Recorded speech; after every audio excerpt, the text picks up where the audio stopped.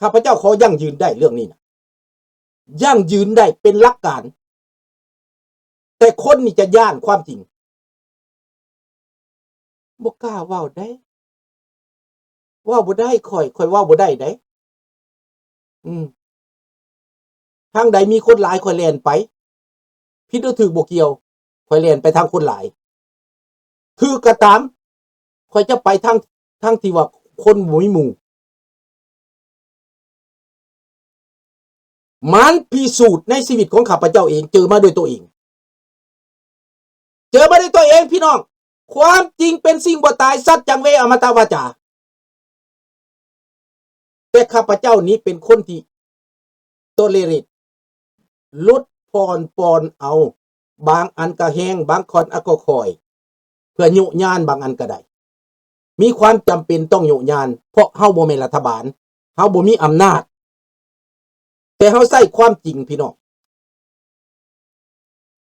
พวกท่านอยู่ในอเมริกาจะเจอข้าพเจ้าอยู่แคนาดาเจอแล้ว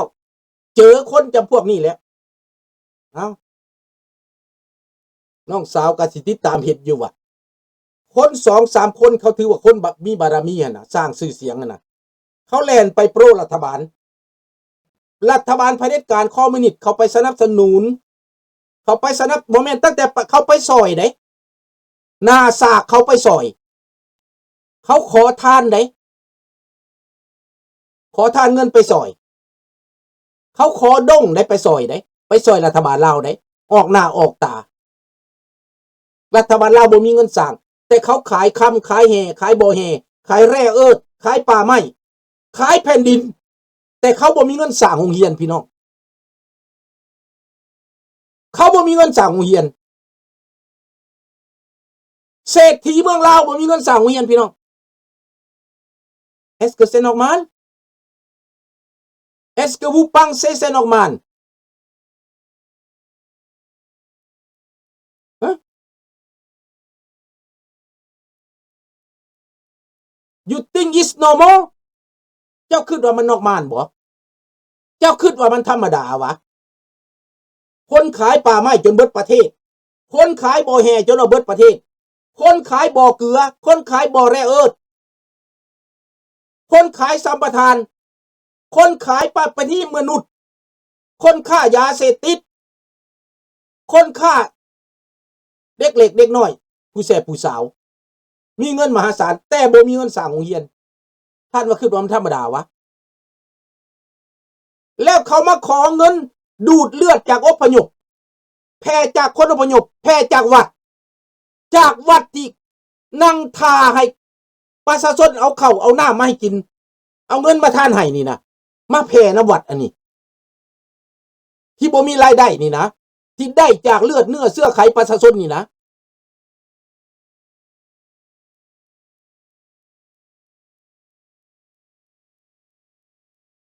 แล้วเอาไปซอยรัฐบาลแต่รัฐบาลที่มีบ่อแห่มีเงินมีคำมหาศาลบ่สามารถซอยประชาชนตัวเองได้แล้วยังเป็นปรปักษ์ต่อเสรีภาพและประชาธิปไตยอีก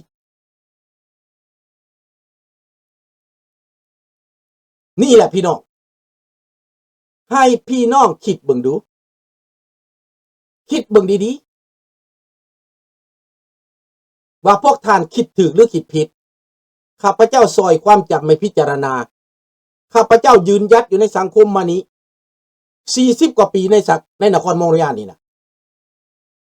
สร้างเนื้อสร้างตัวไม่ได้ลำแข้งลำขาตัวเองสร้างครอบสร้างครัวไม่ได้ลำแข้งขาตัวเองสร้างสังคมมาด้วยเหือแห้งและสติปัญญามั่นสมองตัวเองบ่ได้ไปขอทานพวกใด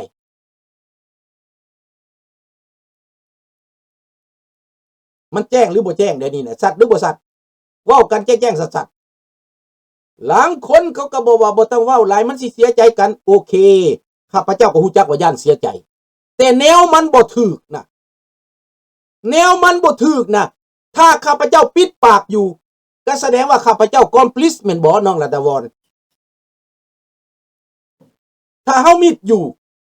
เขาเฮ็ดได้เฮ็ดเอาเฮ็ดได้เฮ็ดเอาเฮ็ดได้เฮ็ดเอาพูดมาแลนตั้งไปพูดโตรงโตพุ่นออตตาวาพุ่นบักนาจืดบักนาแหลม พูดวอชิงตันพูดมันเต้นพุ่นเต้นพี่ถามเอาเงินมาแต่ใสล่ะการเคลื่อนไหวด้านการเมืองแบบนี้เอาเงินมาแต่ใส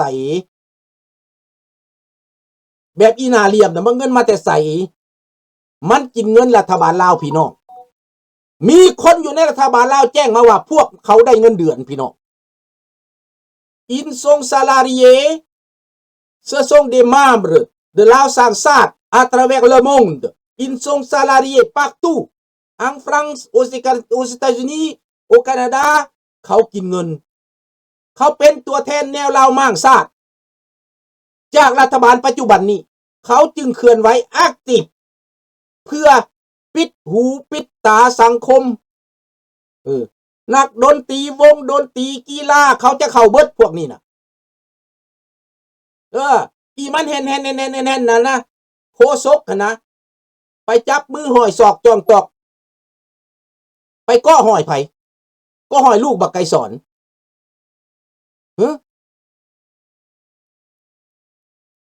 กูจักบาลูกบักไก่สอนลูกกกนะบ่แม่นบักลูกบักบ่แม่นบักเป็นนั่นรัฐมนตรีคู่มือนี่ได้บ่แม่นได้บักนั่นบักกกพุ่นน่ะบ่แม่นบักนั่นบ่สิขึ้นมาเป็นประธานประเทศก็หอยแขนบักนั่นแหละอยากขอไปเป็นเมียน้อยพุ่นแล้วคันเป็นได้นะแต่เขาบ่เอาดอกเขาโยนถิ่มอยู่เมืองลาวแห้งใสกว่านี้แห้งน้อยกว่านี้แห้งอ้อกกว่านี้อยู่เมืองลาวนะ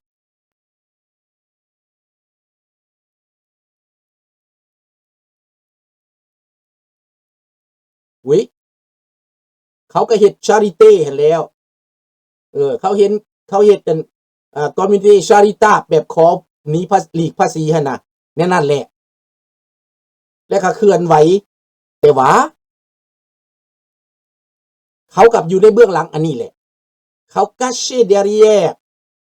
le titre charitable attention mes amis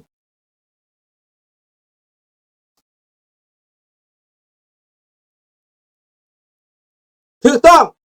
ลาวแดงแทรกแซงลาวนอกเบิดทุกแห่งทุกหนพี่น้องทั่วโลกนี่นะท่านเห็นคนอิหร่านออกมาประท้วงเพื่อเปลี่ยนแปลงประเทศถามว่าถ้าเจ้าลาวออกมาเรียกร้องให้คนลาวเพื่อเปลี่ยนแปลงประเทศแบบนั้นคนลาวจะตอบสนองคำเรียกร้องของราชวงศ์ลาวบ่เป็นคำถามเกี่ยงมาก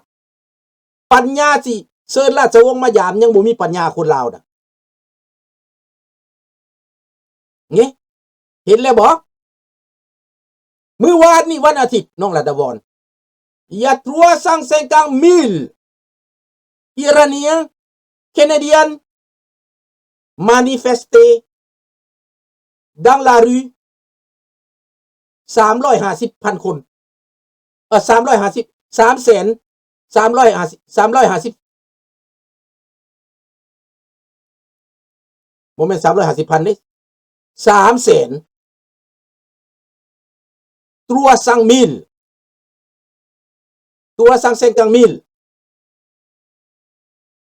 350,000 คน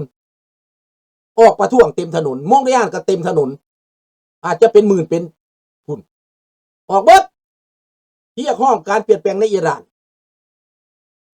Appel regime change คนลาวคนนี้สิ Appel regime change สิได้วะในอเมริกากูว่างพวกเจ้าเห็นได้ว่าคนม่งในอเมริกาคนลาวอเมริการวมตัวกันเรียกร้องเปลี่ยนแปลงได้วะข้าพเจ้าว่ายังไก่กับคนอิหร่านยังฮึกยังหนาอยู่หลายยังมืดยังบอดอยู่หลายเด้อ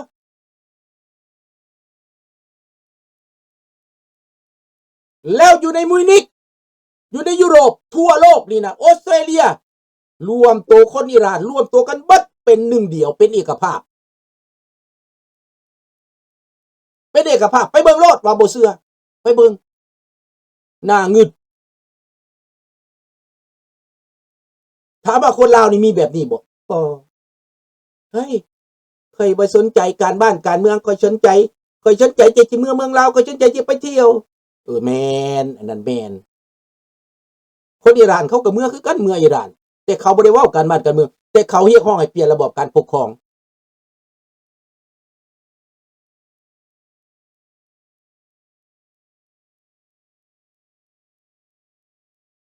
นี่ ข้าพเจ้าให้ตัวอย่างคิดเด้อให้พวกท่านคิดอิหร่านเขาบอกว่าเปลี่ยนผู้นำเปลี่ยนระบอบเขาก็เห็นลูกของพระเจ้าซาออกมาเรียกร้องทุกแห่งทุกหนตอบสนองคำเรียกร้องของลูกพระเจ้าซาถามว่าคนลาวเฮานี้มีจักคนสิตอบสนองคำเรียกร้องพระเจ้าลูกของพระเจ้าศรีสว่างวัฒนา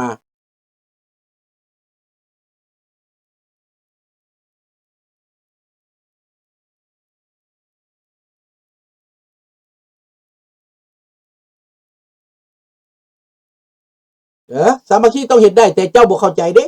เวลาเจ้าสิเวลามันเป็นแบบนี้น่ะเขาเห็นหยังเขาก็เอาวอกพอพิสออกมาผ่าเจ้าแล้วเจ้างงได้นี่เฮ้ย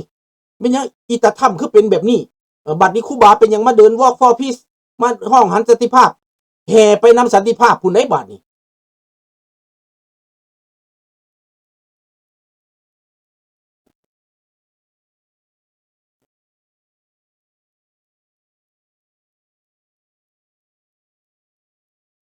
ผ่านดวงดาราราชวงศ์ลาวเชิญมันมาได้มันก็เว้าหยังบ่เป็นราชวงศ์หลวงพระบางเป็นผู้ทำลายประเทศลาวมาตลอดเจ้าเฮียนมาแต่ไสเท่าผ่านเจ้าเฮียนมาแต่ไสว่าราชวงศ์หลวงพระบางทำลายประเทศมาตลอดประวัติศาสตร์ตัวใดสอนเจ้าและคู่มือนี่แก้วบ่ได้ทำลายประเทศบ่เจ้าบ่ได้เห็นบ่ตาคอยสงสัยว่าตาเจ้าบอดอันนี้แหละเจ้ายิงเจ้าเอาผ้าซับเอาเสียมซับตีนตัวเองแหละผ่านเจ้าบ่เห็นดอกเจ้าโทษแม้แต่บ่ได้เฮ็ดหยังก็ว่าทำลายนะเดี๋ยวนี้ว่าราชวงศ์ทำลายประเทศเจ้าบ่เห็นเจ้าเสียมซับตีนตัวเองเจ้าอันนั้นแหละเขาคนตาบอด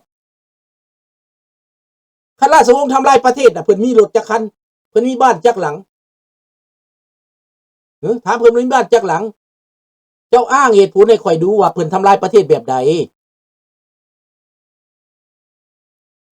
แก้วคู่มือนี่บักไก่สอนบ่ทำลายประเทศบ่เฮ็ดให้พวกเจ้าเป็นอพยพคู่มือนี่มันบ่ทำลายประเทศบ่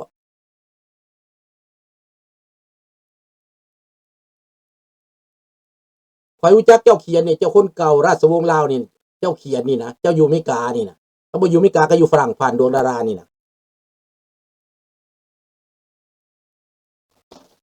เจ้าให้คำตอบข่อยเบิ่งเพิ่นเฮ็ดหยังเพิ่นทำลายนั่นถ้าว่าเจ้าตาดีนะเจ้ามีความปัญญาเจ้าเว้าเหตุผลให้ข่อยฟังมื้อดูอ้างเหตุผลให้ข่อยยอมเจ้านี่ดูเจ้าว่าราชวงศ์ลาวทำลายประเทศนั่นจะบอกมามื้อดูเพิ่นเฮ็ดหยังเพิ่นขายหยังไวๆตอบไวๆ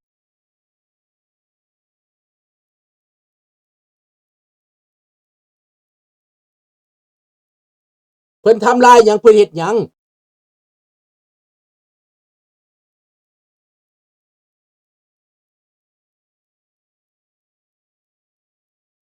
เว้าเบิ่งเจ้าตอบไปข่อยได้บ่ผ่านข่อยอยากฮู้เหตุผลของเจ้าหั่นนะว่าเพิ่นทำลายบ่อนใดเพิ่นซื้อหยังเพิ่นเอาหยังเพิ่นลักเงินผู้ใดเจ้าเอาคอนวินข่อยให้มันได้แม่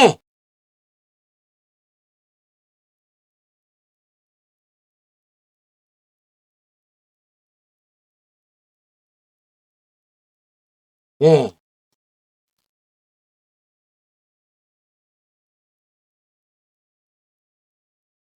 บ่ตอบบ่มีเหตุผลบ่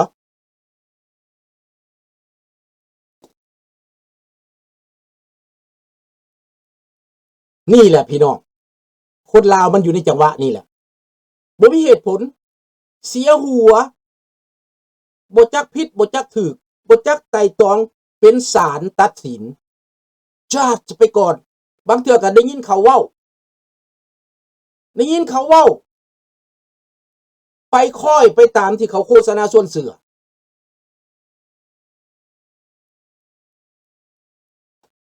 เห็นบ่